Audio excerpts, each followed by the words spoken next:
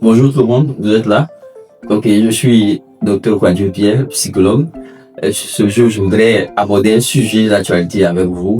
Comme vous le remarquez, malheureusement, de nos jours, beaucoup de jeunes filles se battent et après leur formation académique, elles obtiennent souvent des emplois.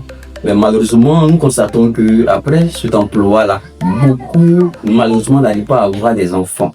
Et souvent, on se demande comment se fait-il qu'une jeune, peut-être de 30-35 ans, n'arrive pas à avoir d'enfants. On se pose tellement de questions, d'autres vont chez les marabouts et tout ça. Mais moi, avec mon œil de psychologue, j'ai observé et je pense qu'il y a une cause qui peut être à la base de cette situation. Et l'une des raisons que je voudrais évoquer ici, c'est que je voudrais quand même m'adresser à la jeune féminine pour vous dire qu'on ne sort pas avec tous les hommes.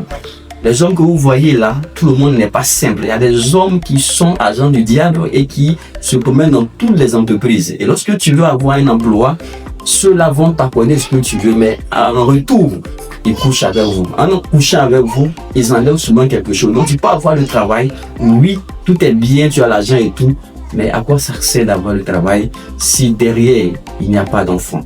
Voyez-vous, tu te poses la question. Si c'est l'avortement, beaucoup ont fait plus d'avortements que toi.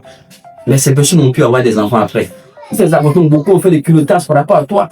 Mais ces personnes ont eu des enfants après. Mais qu'est-ce qui se passe pour ton cas?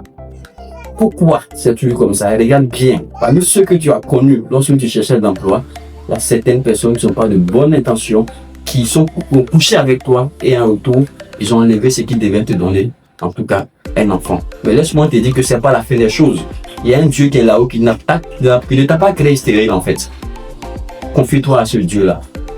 Prie ton Dieu, et le Dieu qui a permis à Anne, à Sarah également d'avoir un enfant, te donnera le tien au moment venu. Ne baisse pas les bras. Et quand je dis ça, c'est un conseil que je voudrais donner à toutes les autres jeunes filles.